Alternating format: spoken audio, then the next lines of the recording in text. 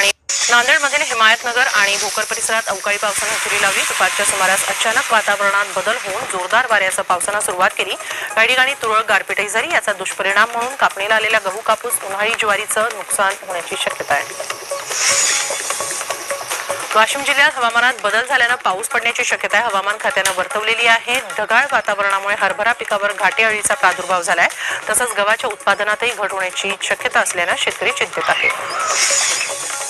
यवतमाळच्या बाभुळगाव तालुक्यात अचानक गारपीट झाली। या गारपीटीचा शेतपिकांना तडाखा बसलाय। यात गहू, हरभरा, आंबे, मोहर, भाजीपाल्याचं प्रचंड नुकसान झालंय। दरम्यान महसूल आणि कृषी विभागाच्या अधिकाऱ्यांनी नुकसानग्रस्त शेतशिवाराची पाहणी केली। भंडारा जिल्ह्यात अवकाळीमुळे मका जमीनदोस्त झाल्या। वादळी वाऱ्यासह आलेल्या पावसामुळे मका पिकाचं अतोनात नुकसान झालंय। त्यामुळे शेतकरी पुरता हवालदिल झालाय। शेतकऱ्याच्या तोंडचा घास हिरावला गेलाय। वर्ध्यात देवळीतील 32 गावांमध्ये गारपिटीमुळे शेतपिकांचं नुकसान झालंय। खासदार रामदास तडस यांच्या तालुक्यात सर्वात जास्त गारपिटीचा तडाखा बसलाय।